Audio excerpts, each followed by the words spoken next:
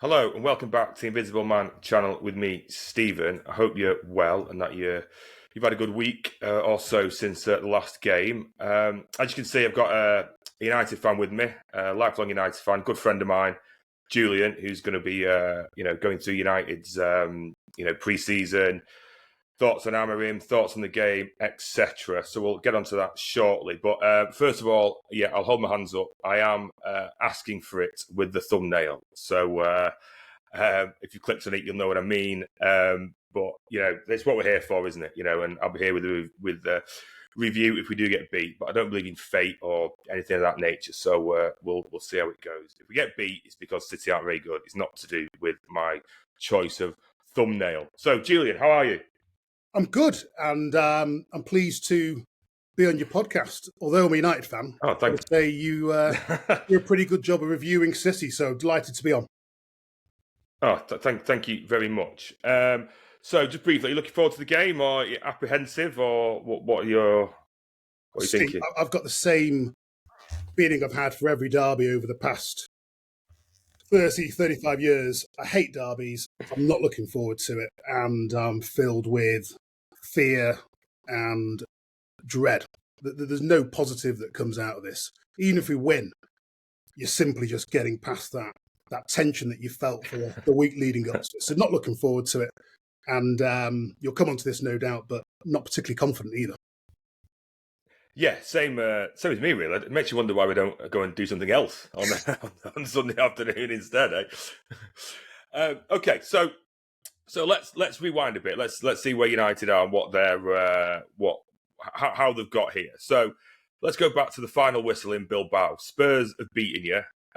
Amorim looking a bit hopeless, but although telling you the good times are coming, then boots out one of many young players he seems to be keen on booting out. What were your thoughts on his performance last season and at the final whistle in Bilbao? What did you think? Did you think, forget this guy, let's cut our ties, or do you think he's the man? We should back him? Well, I think we've had so much upheaval since 2013 when Fergie left. I'm not a believer in just simply removing managers after what would have been a few months in charge. But you've got to be clear, 15th in the league is absolutely abysmal. But we were sold a dream, and the dream was the Europa League. We win that, you get the Champions League, you get a trophy, you get Champions League qualification, the prestige, the money. But as you've already said, we have that pretty dismal defeat to Spurs. But then we're sold another dream, aren't we? We're sold the pre-season dream, which is, don't worry, stay calm. We've got the whole of pre-season. He'll get the system. He'll get the formation. The players will understand the system, and we'll smash this season. And 3 games in, 4 points, albeit above your boys. It's not an encouraging sign. In terms of Amorim, I think we've got to keep faith. But how long, realistically, do you keep faith with a manager when the results aren't coming? I think you've got to look at probably November, December, see where we are. If we're in 15th in December, there'll be huge question marks. But let's wait and see. We could find ourselves in the top 6, top 8, and that will be enough, I think, to keep his job. So, yeah, it didn't end well. But then you go into the transfer market. He says, I want rid of, who was it, Rashford, Garnacho, Anthony, 3 or 4 others that he's written off millions of pounds on the strength of this guy who you said yourself you're not quite too sure on. But then the transfers come in, don't they? You've got, who did you get? Buemo. Yeah. We've got Sesko, we've got Cunha. We've now signed Lemens. So there's 4 or 5 signings there. So how have they started the new signings? So I watched the Burnley game. Thought Buemo looked lively-ish, but, no more so than, you'd expect a new signing to look. He's a decent Premier League player, isn't he? But what are your thoughts on how they've started, albeit Sesko's had a bit of a strange start? Yeah, my view with new signings, you've got to give them a chance, haven't you? You've got to give them time. 2, 3 games. Sesko's only played 1 or 2 games. You've got to give these players a chance. My issue isn't the players we've signed. It's the same problem we have every single transfer window.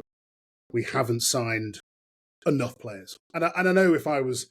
Come on, every team can say that. Every team in 15th can say, oh, we just need 10 more players and we're really good again. I accept that. And I accept that if I was Jason Wilcox or Omar Barada or anybody else we've taken from City over the past couple of years, they might say, well, you can't sign every player in one transfer window. But it's obvious. It's obvious. You know this. It's obvious that we need a midfielder, a quality midfielder. We haven't got that player. Maybe we're waiting for the right option. Maybe that's Belieber from Brighton. Perhaps he's not available. We haven't got the money to sign him. But it's the same problem we have every single transfer window. We sign good players. I think those players are all good players.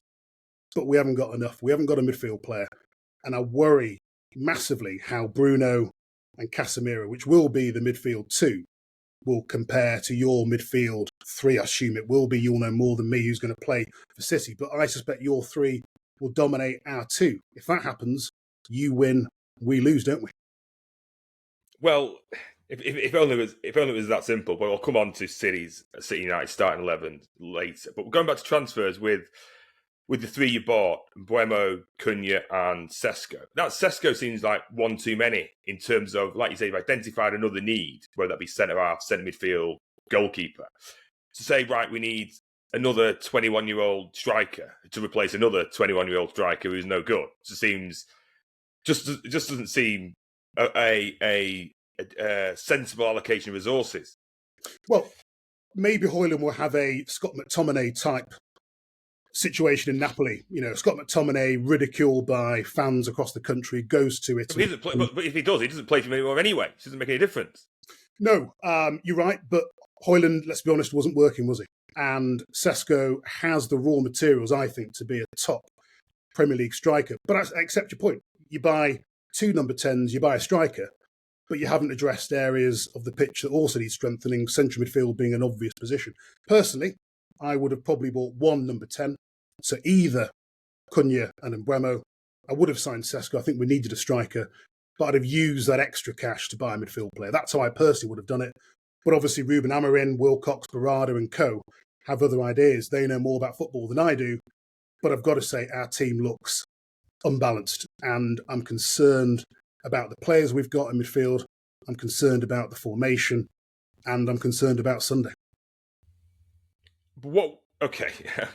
But so your transfers have come in. You're ready to back the manager. What's your sort of stated aim for the start of the season? And what's the club's stated aim for the start of the season? Obviously, the League Cup's now off the table. But we'll come on to that shortly. Well, thanks for reminding me. Thanks, yeah.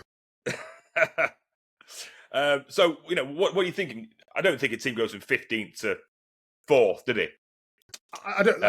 We're realistic, haven't we? I mean, I think, and this sounds incredibly negative, but top 8, probably where we are, isn't it? Top 8. If we get top 8, you go from 15th, you get to top 8. I would have said win a cup, but there's only one option now. That's the FA Cup. Probably not going to win that. So you're looking at top 8. It's negative. It's completely contrary to the. Well, just going back there. If you say top 8, that means there's a chance you could finish 9th or 10th. So if you're 9th or 10th in January, is he going to say, "Oh, don't worry, I'm nearly in the top 8, so you know, stick with me"? I mean, is that his pitch? Is it, or is it got to be 6 to fall down to 8? Yeah, be working towards 8th, is what I'm saying. Yeah, I think you're probably right. The latter there, isn't it? It's your top 6, but you may slip into the top 8. I mean, this is incredibly negative talk. I mean, there was a time when United finished out. I like it. You and I'm sure all the people listening to your. If you want the positive stuff, go over to Stretford Paddock or Goldbridge or somebody else. You're not getting that here. Well, I know everyone listening to this will be absolutely delighted by my misery. Yeah, you're looking at you. Push for top 6, you may finish top 8. Look, there was a time when United wouldn't finish outside the top 3. And finishing 3rd, finishing 2nd was seen as an absolute disaster. I'm now talking about, can we get into the top 6, possibly top 8? But as you're rightly saying, I do agree with you on this. Can you fully expect a side to go from 15th to 4th or 3rd or 2nd? Not really. I mean, I think that's unrealistic. I know a lot of United fans say, look, there's no Champions League, there's no Europe, so we've got a clear season, and there's no League Cup, so there's lots of time to rest. But is that going to work? Is that going to get us top 4? Not always a good thing, that though, is it? Well, I think Liverpool have had a couple of seasons where, in years gone by, they haven't been in Europe, and it's helped them. But I agree. I mean, you want to be in the top competitions. You want games. Having Mohamed Salah and Sadio Mane helped them more than not being in Europe, I think. You know, I think the quality of player is a bigger indicator of how you're going to do than whether you're in the League Cup in October or not. Yeah, that's probably right. But then I'm hoping that given time, Cunha and Buemo, Sesko, these sort of players will hit full form, full fitness. May not be Sunday, but it might be in a month or two. You're looking at that front three and going, wow, that is some front three. I think the potential is there. I think we've got a squad of players, which I think is you may disagree, I think it's a good squad of players. I think it is a top 6 squad. But it's got to perform, it's got to have the right formation, it's got to have confidence, you need a bit of luck with injuries. And I've got issues over the formation. I know a lot of United fans say, don't talk about formation. It's not the formation, it's the players. But it's pretty material, though, isn't it? Well, how can you not? You'd have thought so. I mean, you mentioned some of the other United podcasts. I mean, someone like Goldbridge would be furious at the concept of arguing about formations. He says that's ridiculous. It's not the formation. It doesn't matter what formation you play. It's the players on the pitch. I disagree. I simply don't accept that. And he says, well, Ten Hag played 4-3-2. We were rubbish under him. Fair point. But the formation, I don't think... He was 7th. He went 15th. Correct. And he had a good season as well, Ten Hag as well. People forget that. Even Solskjaer had good times at United playing the way he played. I don't think the formation works. Maybe I'll be proven wrong. I hope I am. I hope by December we're doing fantastically well and the formation is working. But I've got concerns about that. As I said earlier, I mean, what do you think? I mean, if you see United's team on Sunday with Bruno and Casemiro in midfield, are you thinking, oh no, we're in trouble? Or are you thinking, well, happy days? Well, it depends, really. I mean, I know that's a very fence-sitting answer, but if we have a fully fit Rodri, Reinders, an awake Reinders, a Reinders who realises he's in the Premier League, not in Serie A, and Bernardo or Nico G in the middle, yeah, I expect us to just run you over in midfield. It's the chance creation and chance conversion I've got a problem with, because my favourite front three would be Haaland, Marmoush and Foden. Marmoush was last seen with a knee brace on in Egypt 2 hours ago, and Phil Foden was last seen in Amsterdam doing whatever he's doing in Amsterdam. So it doesn't strike me as those two are likely to start. And then we go to Savio, scored 1 league goal last season. Oscar Bob, who whilst looks lively, had a year out injured last season, and started 3 games but still not scored, but looks lively. Or Doku, who I think scored 4 goals last season, and whose only assist to Haaland in the 2.5 years he's been here was against Ipswich, and they're not in the division anymore. So the forward line has some issues, but I suppose we can go on to that a bit later on. But I think from a midfield perspective, you're right. If we've got an 80% Rodri, I don't think we have a problem in midfield. So it would seem suicidal from... I don't know if you can say that on YouTube. Hopefully you can. They don't block me. For Amorim to go with the old guy and the other guy who doesn't really hold position, just runs around everywhere. I think the latest is that Marmoush is out. I think I've heard that he is out of the game on Sunday. So whether that is it didn't look good. It didn't look good when I saw. It didn't look good at all. But so just going back to United then very quickly, and then we'll come on to City and teams in a little bit. How do you think the season started generally? Because I'll give you my quick view. I watched you against Arsenal. I thought your fan base lost its mind over a 1-0 defeat. I could not believe what I was listening to. I could not believe it. Yeah, they ran round a bit. It was widely accepted. Declan Rice was terrible. Zubimendi's debut. So there's a lot of mitigation on Arsenal's side. But I thought United, the credit they got for running round and throwing the ball in the box a few times, I thought was remarkable. I didn't see the Fulham game. I was on holiday. Although I have watched that penalty miss a few times, I must admit. Grimsby was, well, I mean, I don't know what to say, really. I mean, I think it speaks for itself, doesn't it? I mean, the manager's behaviour then as well. I don't want to harp back to him and hiding behind the dugout, and playing with magnets against Grimsby. Just not a good look. You are in a world of PR and optics, whether you like it or not, and that is a pretty bad look.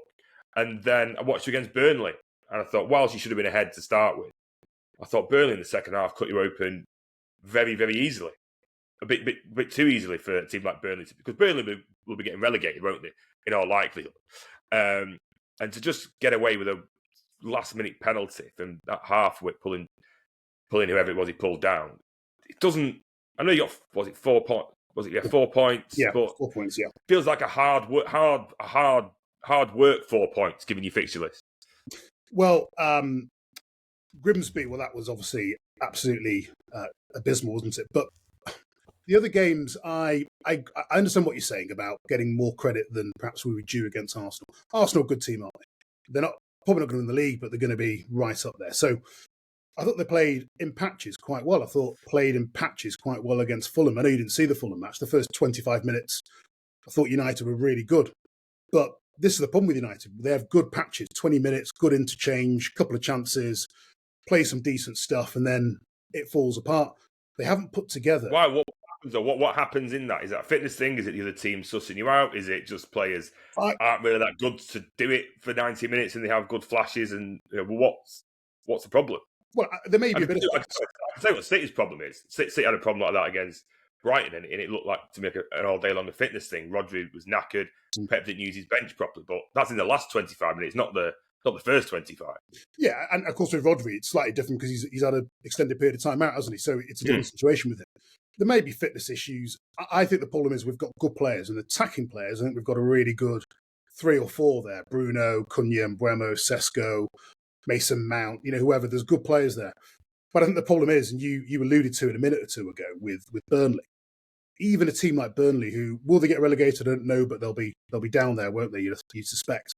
Even a team like Burnley can go to Old Trafford and create chances. They can cut through the midfield. They can get goals against us. And that is a massive problem. So against any team, we can play good stuff. We can pass the ball around quite nicely. We can create some nice chances. But you will get chances against us. And you'll probably, if you get 4 or 5, you'll probably get 1 or 2 goals, won't you? It's a massive problem, isn't it? If you're cutting through the midfield, then you're never going to win more than you lose. And that is the problem we had last season. 3 games in, 1 defeat, 1 draw, 1 win. Well, you can't continue that for this season, can you? And coming up, let's not forget, City on Sunday, but let's not forget this, Steve. We have Chelsea and Liverpool coming up in a few weeks as well. In the same run? Or is there easy ones in the middle? I think it's 3 out of the next 5, something like that. Oh, right. So it's not quite 3 in a row, but let's say United was to lose those 3 matches. And let's say they pick up a couple of wins in between, but it doesn't look good then, does it? You've got 4 defeats out of about 8, and it starts to look perilous then, doesn't it? And it's all very well saying, yeah, but the tough games, Chelsea, Liverpool, etc. But a defeat's a defeat, isn't it? The league table is what it is, and the pressure will mount. So I'm concerned, and as you alluded to, we are too easy to play against. Yeah, it did seem that way against Burnley. But against City, presumably you're going to set up a little bit differently, aren't you? It'll be everyone at the back and then hope to get the Cunha and Mbeumo and Amad Diallo, get him running at City's back 4. I mean, it's going to be a very... You're not going to be playing like you did against Burnley, are you? You're presumably going to be try to be a lot tighter at the back and leave particularly down the middle where our threat is, and say to our wingers, right, off you go, see what you can do. Well, you'd have thought so. And let's not forget, of course, United won this fixture last year, didn't they? So there is some optimism there. But Ahmad has been playing right wing back. That's because we're trying to get him into the team. So you're putting him in somewhere. Is he a wing back? Not really. But you put him in there so he's in the team. He's good going forward. He's not a defensive player. Will he play Ahmad, or will he play a more defensive player like a Dallo or a Mazwari if he's fit, or someone like that? I don't know. But you're right. There may be slightly more defensive look to hit on the break. But the formation is still the formation, isn't it? It's still 2 midfielders. It doesn't matter how defensive you are. There's still only 2 midfielders. Well, yeah, I suppose when you put it like that. How is Dallo getting on? Because I know a lot of United fans give him a lot of stick, and I mean, he looks like a typical United player to me. Sort of horrible, snarky, bit bang average. But he's just a fullback, isn't he? He's not that bad, and he seems to get a lot of grief, and I'm not sure if that's warranted. I just love that description. I mean, that's horrible, snarly, and not very good. I mean, that's what a job description. Typical United player. He wants to be a United player. Do you fit this description? Look, he gets a lot of criticism. Some of it's warranted. He has got some positive attributes. But I think if you did a poll of United fans, I think the majority would say, not good enough, get rid. He probably doesn't get into the first 11. You probably play Dorgu, left wing back, who himself is young, still learning the game, and you play Ahmad right wing back. But Dallo gets his fair share of games, makes a lot of mistakes. Defensively, is suspect. He was on loan to AC Milan a few years ago. We were looking to offload him, and he's suddenly found his way back into the squad. I actually quite like him. I like his passion. I know you'll hate that. You'll see him as the typical United player. I like his passion. Typical United player, yeah. Yeah, but I like that passion. I like it that he cares, and when United score, he's screaming like it's the greatest thing on earth. But putting all that to one side, is he good enough? I don't think you'd be taking him, would you, at City, would you, Steve? Well, at right back, well, we'll take anyone at the moment. City seems to have a club policy of not buying a right back. You know, we were linked with Livramento, I think 80 odd million, and said, well, you can have 60, and obviously that didn't go anywhere. And then they were linked with Dumfries at Inter Milan for like 20 million euros or 25 million pounds, I can't remember which, and that just died on the vine. And then we've gone into this season with Rico Lewis. I don't mind Rico Lewis. I quite like him. He gets a lot of stick. I mean, he's not a defender. As you can see with like the actions he does, he goes in sometimes. You know, he's in the wrong position a few times. But when things are going well, he's a good player. Or Nunes. And Nunes, I mean, I'd fire him out of a cannon to wherever we could go. I cannot stand the guy. I think he's hopeless. But people will come and say, oh, he's athletic, he's good going forward. I couldn't give a monkeys how good you are going forward or how good you are athletically. If you're giving goals away every 4 or 5 games directly, then you're too much of it. You're too much for a risk, as far as I'm concerned. So, yeah, well, no, I wouldn't say Dalot, no, but I would definitely consider him because we haven't got anyone else. But I hope Kusanov plays at right back. Can I ask you about this? Sorry? Can I ask you about this, Steve? You mentioned, you've asked me about the signings United have made. I'm interested in your view on a change that you've made. We've made a change in goal. We've bought in Lemens. I don't think he'll play, but we've bought him. You've also bought Really? Sorry, I know you're in the middle of asking a question. You don't think he'll play? You'll think they'll play that Turkish guy? Oh, well, Steve, I mean, you as a long-standing fan will remember, I think it was, 2006, Patrice Evra making his debut for United against City and was hauled off after 45 minutes. You can't shove a 23-year-old in net against City in the derby on his debut. Well, I agree. Surely I agree. You can't, can you? Surely. But I wouldn't play that guy either. Again, it goes back to why you spent 75 million quid on a forward when you need a goalkeeper. It's bonkers to me. Yeah, I mean, because listen, this 22-year-old guy could come in, could save a penalty, and he could look a hero and never looks back. The Turkish guy could play, throw 3 in, get beat 5-0, and all of a sudden the pressure's on this Lemens again. Or this Lemens could have a stinker, and again, you know, he's behind the 8 ball when he's starting his career already, isn't he? So, yeah, I don't know what United would do. This might sound silly. I'd have kept Onana if I was you. Because at least he is the lightning rod for stick, isn't he? He shows he can take it, and he still shows up. And then get rid of the Turkish guy, and then bring these Lemons in when Onana makes his next couple of mistakes, get the big games out of the way, make the mistakes, and then throw the young kid in when it's a bit less pressure. But it just seems bonkers to me that United are so exposed. But you're going to ask about Trafford, City and Trafford, but also Donnarumma. What's going to happen there? And there's question marks, aren't there? I know Donnarumma's obviously a world-class keeper, but there's question marks about his feet, aerial dominance and all of that. Are you happy with him? Yeah. Do you think he's the... And would you chuck him straight in as well? Absolutely, yeah. I mean, I've done a video on City's transfers, actually. So if anyone's interested, they can go and watch that in more detail. But yeah, generally speaking, I can't believe the negativity that's gone around about Donnarumma. The way they talk about his kicking, you'd think he hasn't got legs the way they're talking, honestly. I mean, the guy is, you know, he's a Champions League winner, won the Euros, he's 26, a great age. I'm thinking, what's not to like? And I know they say he's not as good as his feet with Ederson. Well, nobody is, are they? You know, Trafford was supposed to be, and he made a cock up against Tottenham and then seemed to swallow him up that game. But then you look at Donnarumma's history, his mentality, and then you look at the spine we've got. Donnarumma, Diaz, say, Rodri, say, and Haaland. That's quite a good spine running right in the middle of the pitch. when you compare it to, say, United, who'll have who? Lemons and who else? Well, I suppose your spine is Yoro, Bruno, and Sesko, isn't it? That's your spine, isn't it? Yeah, there's not a lot there, is there really?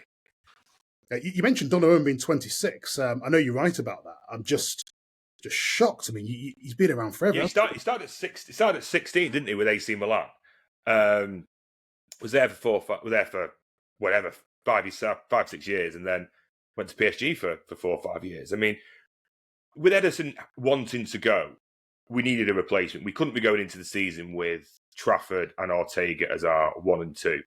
It just didn't sit right with me at all.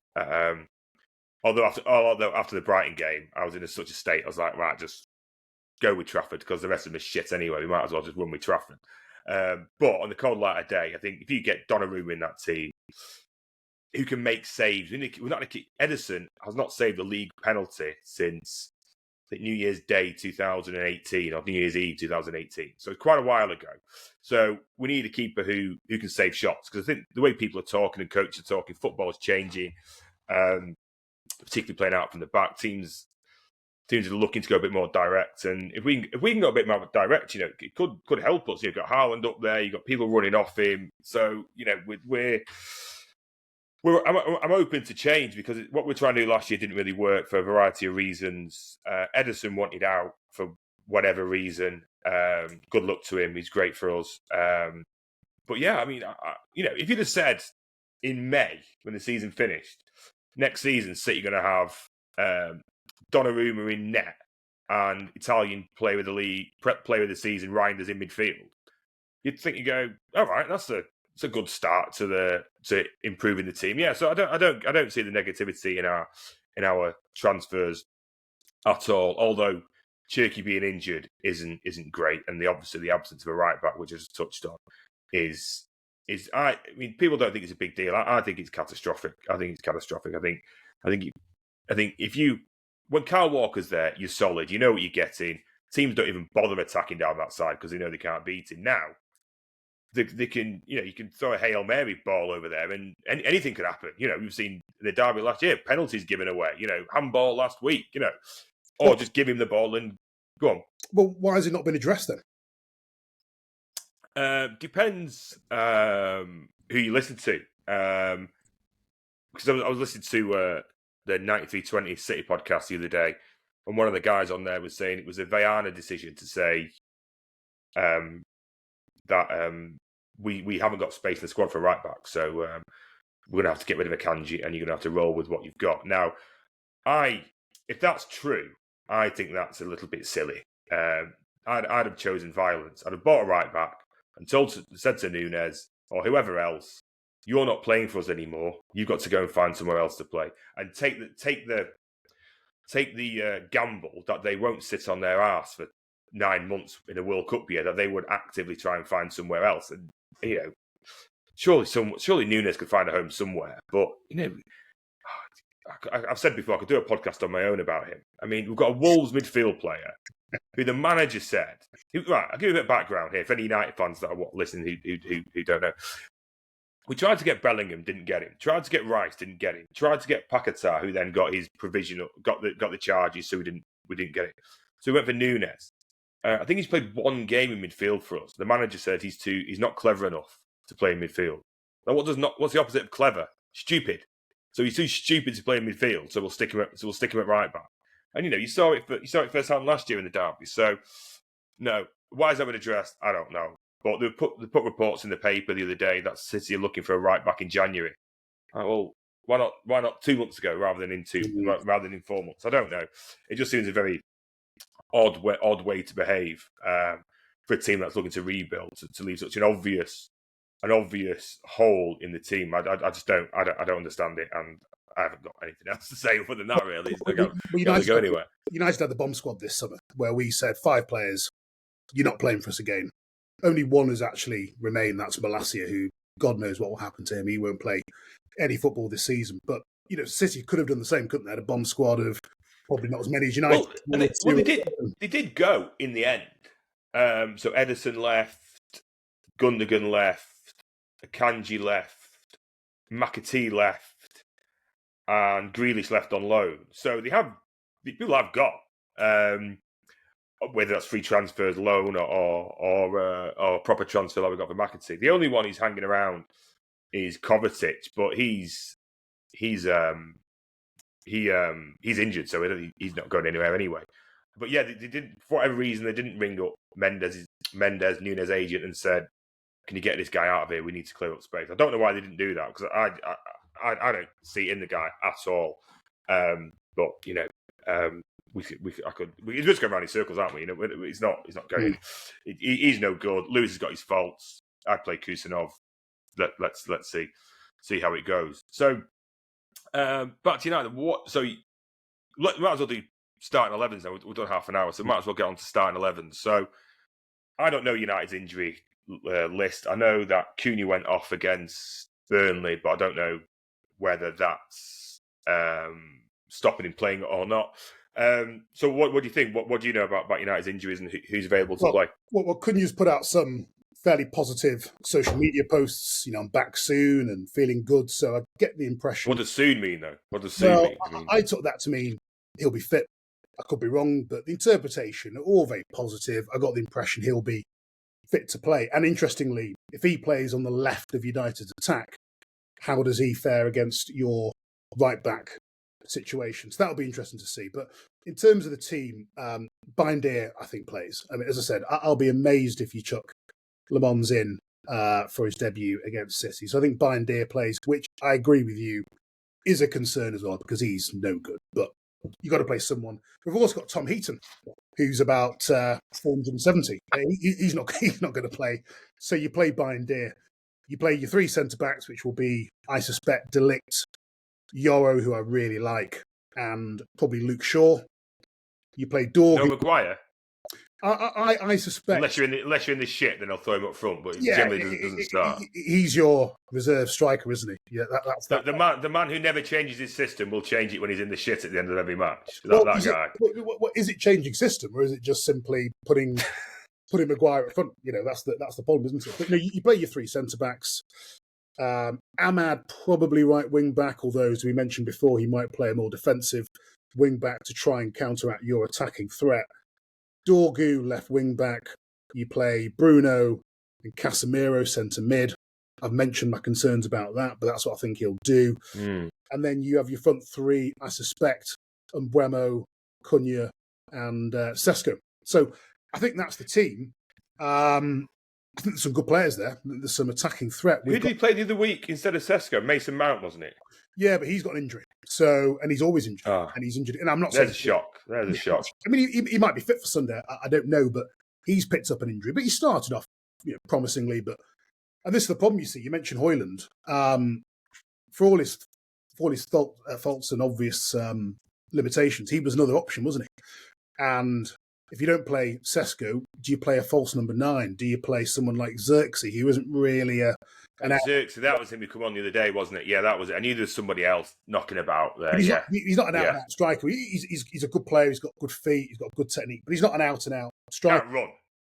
He's not the quickest, but he has got nice feet. Actually, he's got really good technique. He's a good player, but I think he calls himself he's half a striker. You know, he's not really an out-and-out striker. He's sort of in between an attacking midfielder and a striker. He's created his own position that doesn't really exist. So we haven't got another option up front. So Sesko surely has to play. And it's a big, big moment. Has he played this week with the national team? Yeah, he's played a couple of times. He played a full 90 minutes in the first match. I'm not sure how many minutes he played in the second match, but he's had minutes under his belt. Hopefully that. Who did he play for? What's his national team? He's a Slovenia. Austria. Oh, Slovenia, right? Yeah. So I'm hoping he's going to be, if not fully fit, close to fully fit, because I do rate him. I think he's a good player. So that's our team. And I suspect you will think, won't you, that team is not good enough to beat your boys. Well, I go through these phases for every derby. I go through phases that we're going to beat you 5-0, and other phrases that we're going to get stuff like we did, that we have done very, on reasonably regular occasions over the last few years. In terms of our team, it's very difficult to know who our team's going to be because Pep's press conference isn't till Friday afternoon. This is going out Thursday at some point. So it's hard to say. Donnarumma, I think, will start. I don't think there's any question about that. I think he's going straight in. Nori at left back, I'd say he starts, although he was bad against Brighton. He likes running forward, not too keen on running back, a bit wet, so he needs to buckle up a bit. And the defence is, the centre-halves in particular are a struggle. Gvardiol's been in training for a fortnight, but who knows if he's gonna start or not. John Stone started 3 games for the first time in years, I think, or at least 18 months. But he pulled out of England's squad. Hopefully that's just I don't fancy playing for England. But if he's injured, we've got a problem. Diaz, he's never really injured, so I expect he'll start. And then we've got Ake maybe, but he was bad against Tottenham, just very slow on the ball. So, optimistically, I'd go for Nori, Diaz, Stones, and Kuchinov at right back, because I don't see Gvardiol starting. He's not played all season. Midfield, I'll go for Rodri. I'll tell you what I think he'll do, and I'll tell you what I'd do. Right? I think he'll go for. I'd go for Rodri, Bernardo, Reinders, Haaland up front, Doku one side, Savio the other, because there's no Foden, there's no Mamouche. What I think he'll do, because I've got a bad feeling about this, I think he'll do it. Just to leave us something on the bench, because we've got nothing on the bench. I think he'll go Rodders, Nico G, Reinders in midfield, Doku left wing, Bernardo Silva right wing, and Haaland up front. That's what I think he'll do, which is not the most creative at all, which worries me. But you think without knowing the full injuries, we haven't really got anyone left. So you think Mamouche, he's not playing. Foden, hopefully, he's on the bench. Shirky's injured for 2 months. And then you're into the people like Nico O'Reilly, who, whilst they're good youngsters, are nowhere near ready to come on. So, am I missing someone? I don't think I am. But I think the spine's good. I think the other areas are a problem. But that said, all our players are better than Burnley players, and better than Fulham players, and better than Grimsby players. So there's no reason why we shouldn't be giving you a good game. Well, this is it. I mean, you mentioned there some concerns you had about either of the 2 teams you mentioned there. As a United fan, as you were going through those teams and you were talking about potential issues, I was thinking they're 2 good teams either way. 2 teams that cause me real concern. Although, are you a bigger fan than you may have been in the past of Doku? Is he the man, or are you still not sure about him? No, I can't stand him. I'd have sold him in the summer. Sorry for that. No, Savio was linked with Tottenham for 60, 70 million quid. And apparently someone, not the manager at City, said, no, we can't sell him. Now, I'm not sure how true that is. I mean, I can't imagine Caldoon or Soriano give a monkeys one way or the other where Savio plays his football, as long as they get a nice whack for him. Although, unless they want to pitch him as, oh, this is a CFG player, look, he's come from Twy, now he's come from Girona, now he's at City, and he's going to be here for a long time. You can be too, Mr. Next Argentinian or Mr. Next Brazilian, whatever. But I think that's a bit of a stretch. So I just don't think Tottenham put the money up that was acceptable. But I think Savio's got something. He's got something.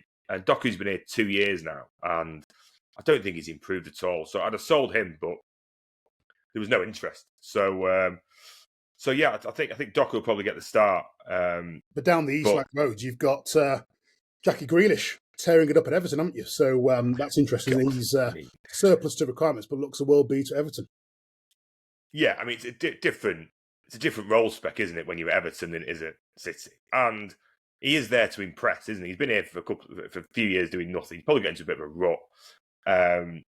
So yeah, good luck to him over there. But I'm not really interested, to be honest, and I'm not interested in this Pep stifles Grealish talk. I'm not having it. If you want to listen to that, go and put on ESPN or Stretford Paddock or something. But no, not for me. No, it's entirely Jack Grealish's fault as far as I'm concerned. His fitness issues, his professionalism.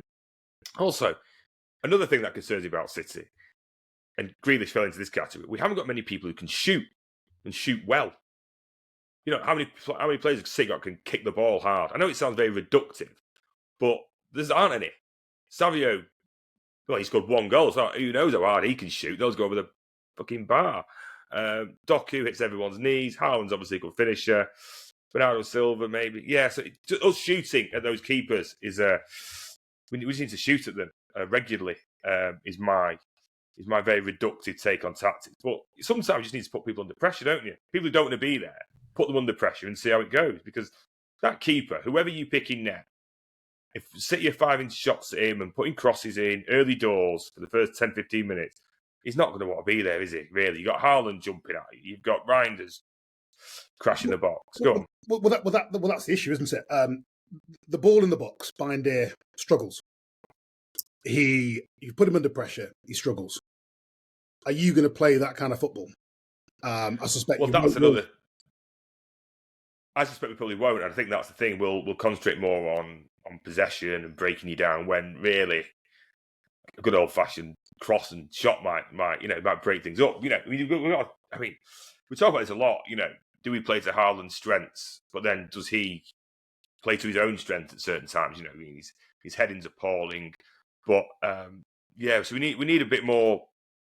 I said it the other week, and it was taken a little bit the wrong way. He needs to play a bit more like Richarlison at times. You know, annoy people, get stuck in, win some fouls. You know, rough people up a bit. So, and especially now, he's our only source of goals, really. So yeah, we need him to do the business. But at the backs are concerned. Midfield not concerned. Defence is. But looking at your setup and how watch you play, take the derby aspect outside. You know, City should be winning this match, and if City don't win this match, and I'll let you come on to your predictions in a bit. If City don't win this, City have got a big problem, right? City played Wolves, right? Everyone will beat Wolves away. Everyone good will beat Wolves away, right? Tottenham at home. Arsenal will beat Tottenham at home. Liverpool will beat Tottenham at home. We won't. So we're 3 points down there. Then we've got Brighton away. Most teams who are going to win the league are going to win at Brighton. If you don't win the league. United at home. Arsenal beat United at home. Chelsea will beat United at home in our likelihood. So will Liverpool. So if we don't win or lose, we're losing ground on what should be pretty straightforward fixtures. What, Tottenham 17th. You guys 15th. Wolves weren't far off. You know, Brighton were decent. You know, so teams already that finished last season the bottom half of the table. We've already dropped. Well, never mind dropping points. We've been beaten off 2 of them. So it's very tricky start, particularly with we've made it tricky, particularly with Napoli during the week and Arsenal away on Sunday. You know, so you get beat off United and all bets are off for the rest of the season, aren't they? I mean, who knows what's going to happen? Well, and to add to that as well, I thought Liverpool and Arsenal. I know the game wasn't the greatest the other week, but I thought they were two good sides, weren't they? I think Arsenal looked strong. I agree. Yeah. And Liverpool, whilst they weren't at their absolute best, just had that bit of quality to beat a good team in Arsenal. So they look like 2 good teams, don't they? Yeah, they look like 2 teams that not many teams are going to beat. Yeah, and they don't.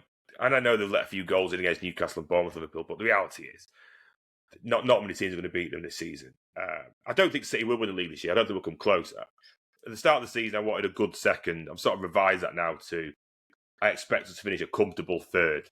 But 2 defeats in the next 2 games, and then, well, who knows where we'll be. But okay, so we'll wrap this up shortly at almost 45 minutes. So thanks for your time. What are your predictions on the match then? How do you think it's going to go? What's your final score prediction and things of that nature? Well, my heart says we put out a great performance, and we get maybe a 1-1 draw. When was the last great United performance? Just for reference, just so we can. When was that? I'll tell you what it probably was. The last injury time against Leon, or whatever it was you didn't. No, because they weren't great. The last time I left Old Trafford feeling enthused and thinking there was a future was under Ten Hag This is about 2.5, 3 years ago when we beat Barcelona 2-1. Anthony scored the winner. Lewandowski and co playing for Barcelona. And that night, I left Old Trafford thinking, I've seen it. I've seen the time ago. Yeah, it was Ten Hag's first season. We beat Barcelona, and I left Old Trafford thinking... It was some Champions League, Europa League playoff, wasn't it? I can't remember how it worked at the time. It was Europa League. We knocked out Barcelona, and I left Old Trafford thinking, yeah, we've cracked it. We've cracked it. You know, we look the real deal. We're beating a top team. Barcelona went on to win the league that season in Spain, and I thought, yeah, we've cracked it here. We're the real deal. Finished third that season, won the League Cup, and I thought, yeah, that's the last time I saw us play what I would say is really, really good. So am I expecting great performance? No. My heart says 1-1. My head says that we lose 2-1, possibly 3-1. All right, okay. I'll give you mine then. My anxiety dream is that we sort of play okay for the first 20 minutes. United score one. A bit like the FA Cup final a few years ago, where we were 2-0 down at half time and thinking this could be anything. And we nearly got it back in the end, but we thought we were shite that game. But I think the atmosphere is going to be really good. I think we'll fly at United, and if we score in the first 20 minutes, all bets are off, and that we can roll you over. My concern is similar to what happened at Brighton, that City won't be able to sustain a long match, if you know what I mean. Like if this game's in the balance with 15 minutes to go, everyone gets nervous. What happened last year, and the form's obviously not been good, so the ground gets very panicky. Players like Núñez get involved in things that they shouldn't be getting. Those sort of players that aren't used to playing at that level start having problems. But hopefully, Rodri's had a few games for the national team. Hopefully, he can play 90 minutes and see us through, and hopefully Haaland can get a few. I'm going to go 3-1 City, with United will get their customary Etihad penalty, which they seem to get. So I'll go for us 3-0, and then United get a penalty at the end. I think it'll be Reinders will score and Haaland will score too. So there you go. That's my prediction. And given what thumbnail I put on here, I hope my prediction is correct, which I'll send you later. But yeah, well, thanks for joining, and thank you everyone for watching. We'll wrap this up. It's been almost 50 minutes now, so I know we've both got day jobs, so best get cracking. But mate, honestly, really appreciate your time and coming on, and I'll send you this recording later on before it goes out to make sure you're okay with it. Thank you for having me on. I appreciate it. Nice one. Take care. Bye bye.